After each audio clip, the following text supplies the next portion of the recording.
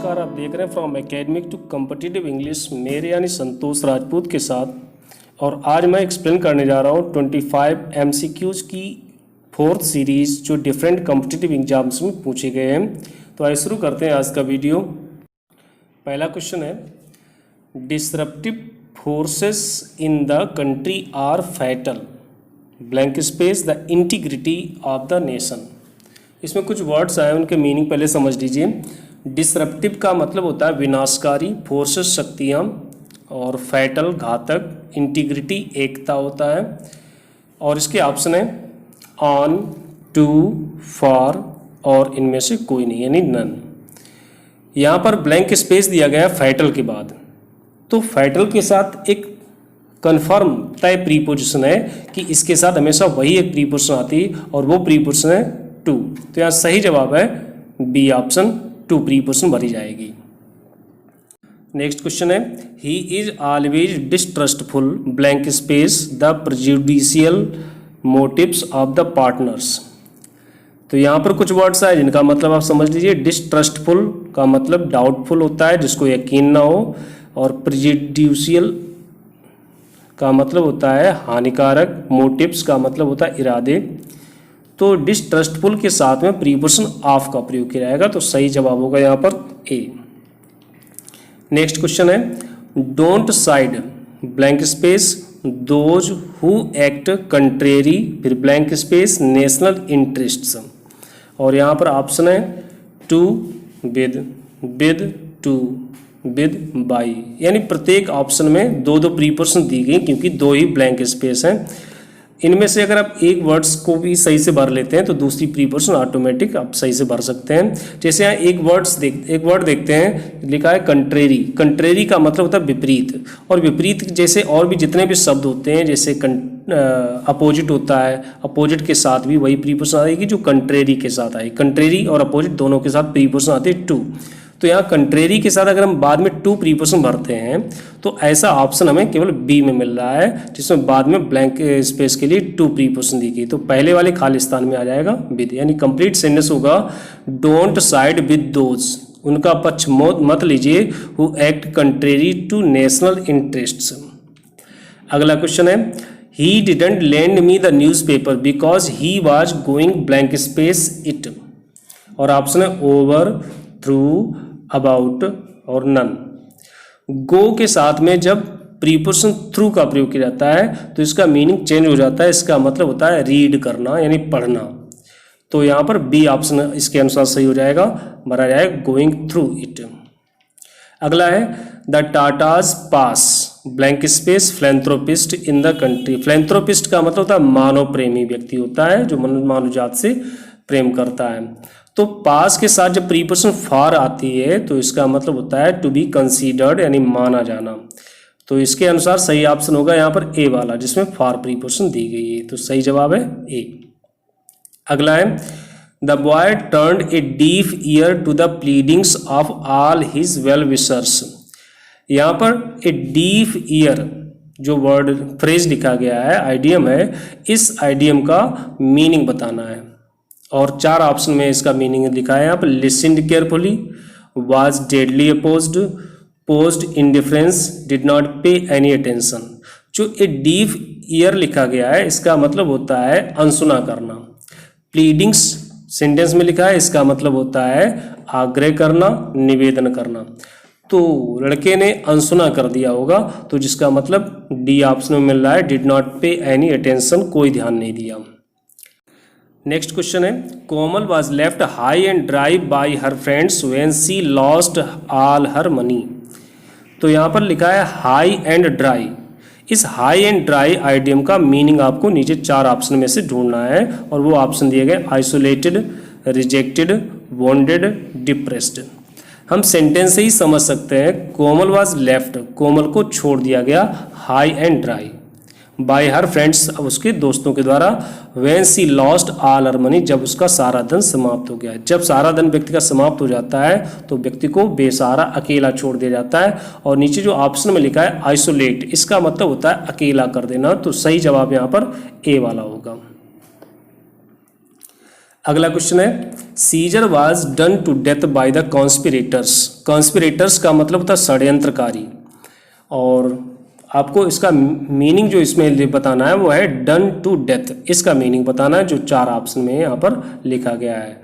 तो ऑप्शन है attacked, removed, eliminated, murdered. Eliminate होता है किसी को कहीं से निकाल देना, तो षड्यंत्रकारियों ने सीजर की हत्या कर दी थी, और हत्या के अनुसार यहाँ पर डी ऑप्शन से होगा, भरा जाएगा। यानी डन टू डेथ का मीनिंग होता है मर्डर्ड। अगला क्वेश्चन है he is a plain, simple and sincere man. He will always call a spade a spade. यहाँ पर ए स्पेड का मीनिंग बताना है आपको, और जिसके 4 ऑप्शन है कि लिखे से something to be taken seriously, desist from making controversial statement, find meaning और purpose in your action, avoid controversial situation.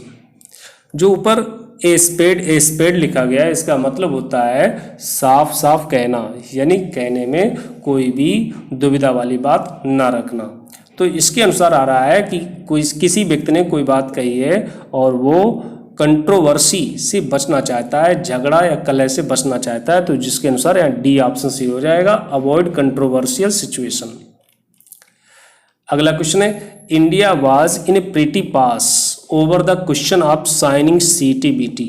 CTBT Atal Bihari Vajpayee के समय में एक अंतर्राष्ट्रीय समझौता करवाया गया था, जिसमें देशों के लिए प्रतिबंध लगाया गया था कि वो परमाणु परीक्षण नहीं करेंगे। इसका फुल फॉर्म होता है कंप्रिहेंसिव टेस्ट बैन ट्रीटी, जिसका मतलब व्यापक परमाणु परीक्षण निषेध होता है, जो सभी देशों को सम्मिलित रूप से उसमें हिस्सा लेना होता है। तो अटल बिहारी वाजपेयी जी ने इस पर साइन किए थे, लेकिन 5 परमाणु परीक्षण करने के बाद में। तो यहाँ पर ए प्रीटी पास जो लिखा गया, इसका मीनिंग आपको बताना है, और ए प्रीटी पास का मतलब होता है मुसीबत में फंसना, कठिनाई में होना। तो इसके अनुसार यहाँ पर सही मिल रहा है सी ऑप्शन में, इन ए डिफिकल्टी। अगला है हैंग टुगेदर। इस हैंग टुगेदर का मीनिंग बताना है। हैंग टुगेदर का मतलब होता है एक दूसरे का साथ देना, एक दूसरे के साथ रहना।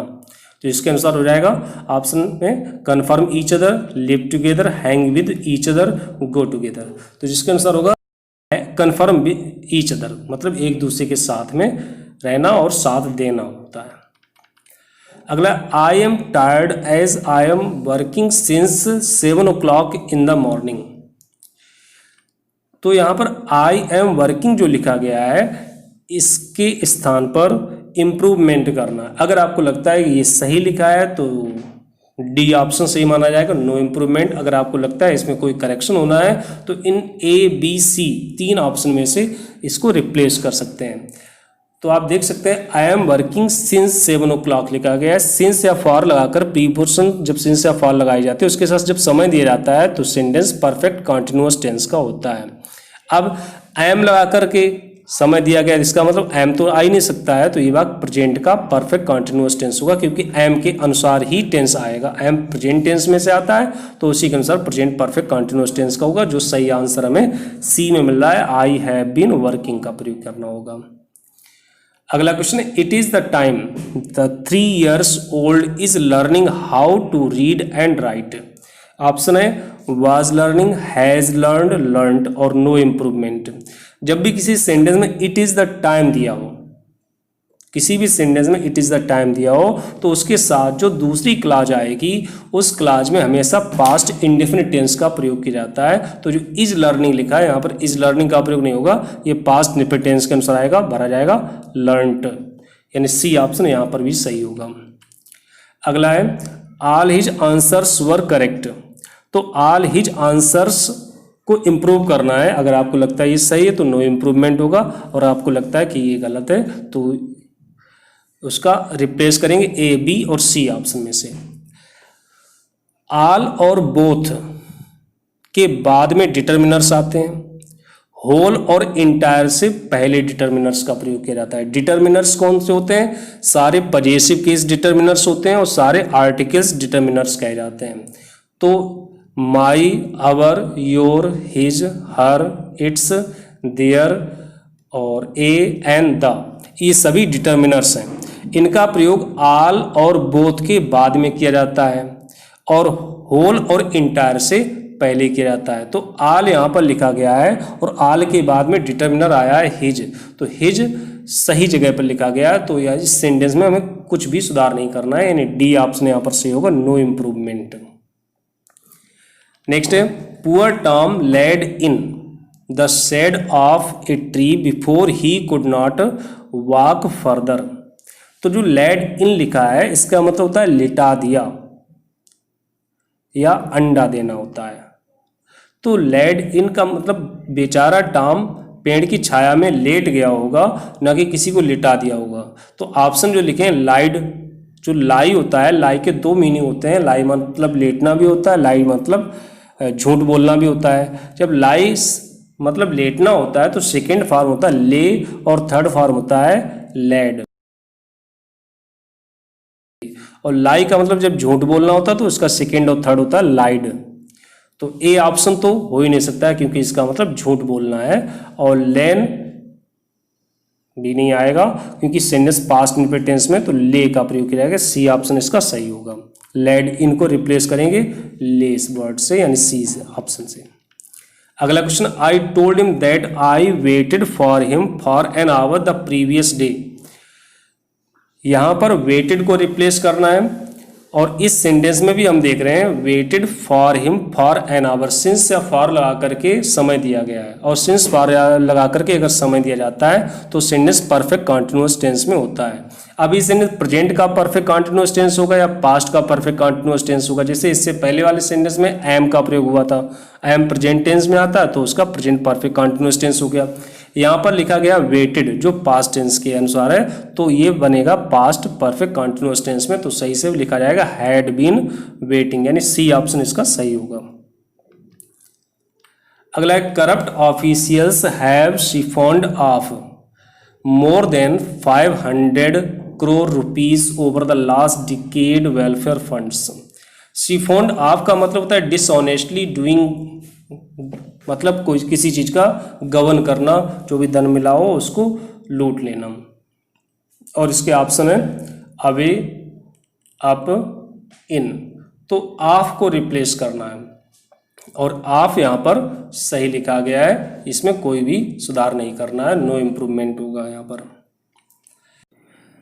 या नेक्स्ट क्वेश्चन में पूरा सेंटेंस लिखा गया है और आपको बताना है कि जो भी सेंटेंस सही हो वही आपका सही जवाब होगा। तो पहला sentence, since the dividend being declared then the notice were prepared for mailing. आइए देखते हैं इस सेंटेंस में क्या कमी है। सिंस का मतलब है चूंकि, और सिंस फॉर एज का मतलब जब चूंकि होता है तो इसके साथ में बीच में कामा का प्रयोग किया जाता है, अन्य किसी कंजंक्शन का प्रयोग नहीं किया जाता। जैसे यहाँ पर देन का प्रयोग किया गया, इसलिए ये गलत है। नेक्स्ट सेंटेंस इसका है B option, no sooner had the dividend being declared then the notice were prepared for mailing.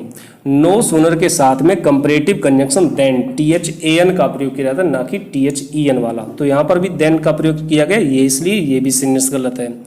इसका सी ऑप्शन देखिए, no sooner had the dividend been declared then the notice were prepared for mailing. या no sooner के साथ में helping verb आती है, वो भी सही लिखी है। अब नो सूनर के साथ कंपैरेटिव कंजंक्शन देन का प्रयोग किया जाता है और वो भी यहाँ पर सही लिखा गया, तो सही जवाब यहाँ पर सी वाला ही होगा। और डी वाला भी देख लेते हैं एक बार फिर भी, scarcely had the dividend being declared then the notice were sent out. इस सेंटेंस में क्या गलती, स्केर्सली, हार्डली, बेयरली, रेयरली के साथ में वेन का प्रयोग किया जाता है, ना कि कंपैरेटिव कंजंक्शन देन का, इसलिए डी ऑप्शन गलत है और सही जवाब यहाँ पर है सी वाला। नेक्स्ट है, the harassed wife shot herself after bidding her husband the last goodbye with a gun. तो इस सेंटेंस में देखते हैं क्या गलती है। तो जो लास्ट में लिखा गया है her husband the last goodbye with a gun, यानी गन के साथ साथ उसने गुड बाय बोला, तो ये तो गलत हो गया, ऐसा नहीं हो सकता है। बी ऑप्शन देखिए, the harassed wife with a gun shot herself after bidding her husband the last goodbye, यहाँ पर भी विद ए गन शॉट गलत जगह पर लिखा है। ये शॉट यहाँ पर वर्ब है, वर्ब के बाद में विद ए गन होना चाहिए।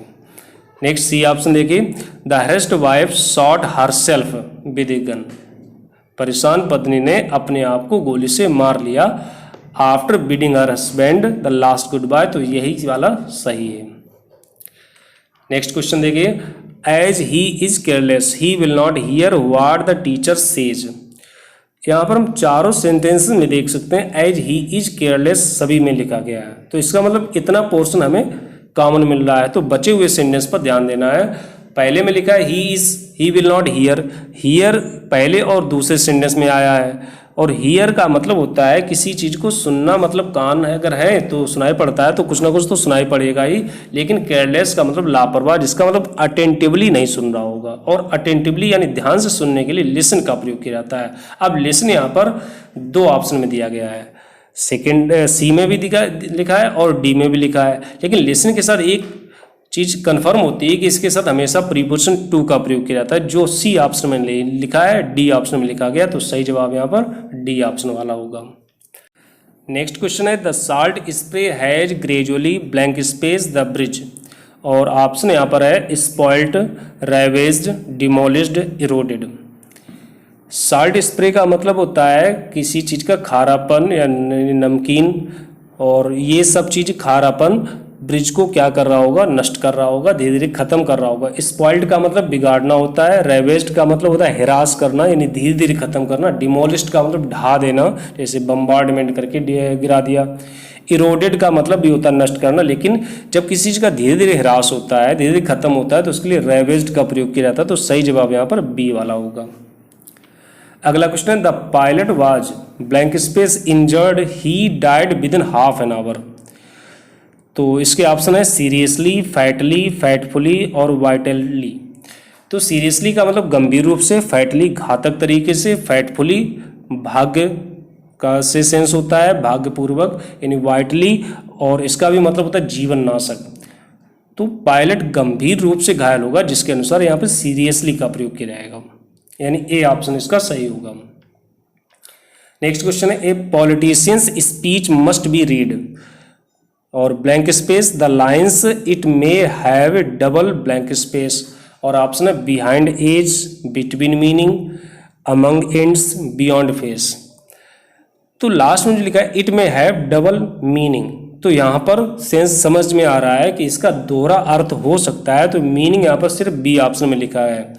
अब उसके साथ मीनिंग के साथ में यहाँ पर बिटवीन का भी प्रयोग किया गया है, तो बिटवीन क्या रीड के साथ में आ सकता है, क्योंकि बिटवीन का प्रयोग अक्सर तब करते हैं जब कोई चीज़ दो व्यक्तियों या वस्तुओं के मध्य में होती है, लेकिन कभी कभी प्रीपोजिशन का प्रयोग किसी वर्ब के साथ कर देने से उसका मीनिंग बदल जाता है।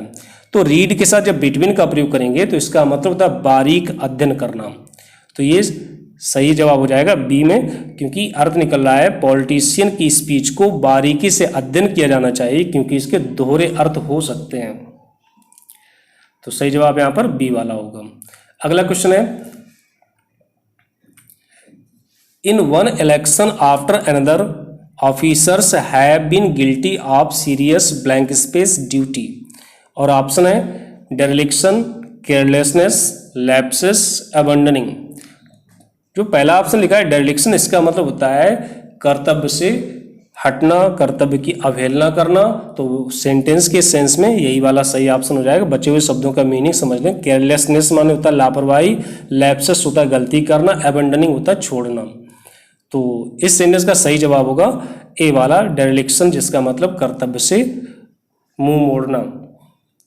Next the deputy manager blank space the resign because all his proposals were blank space down by his superiors, और इसके ऑप्शन ऑफर्ड और थ्रोन, दूसरा ऑप्शन है गेव और हेल्ड, नेक्स्ट ऑप्शन है बिगेन और केप्ट, नेक्स्ट है थ्रेटेंड और टर्न्ड। जो लास्ट में लिखा है ब्लैंक स्पेस वाला, उसमें अगर टर्न का प्रयोग कर देते हैं तो टर्न के साथ जब डाउन आता है तो इसका मतलब रिजेक्ट करना होता है, हटा देना होता है, तो इसी के अनुसार थ्रेटेंड का प्रयोग पहले वाले ऑप्शन में आएगा, पहले वाले ब्लैंक स्पेस में। इसका मतलब डिप्टी मैनेजर ने इस्तीफा देने की धमकी दी, क्योंकि उसके सारे प्रस्तावों को ठुकरा दिया गया उसके सुपीरियर्स के द्वारा। तो ये थे 25 सेंटेंस। मैं उम्मीद करता हूँ कि आपको समझ में आए होंगे। धन्यवाद। Subscribe and press the bell icon on the YouTube app to never miss an update.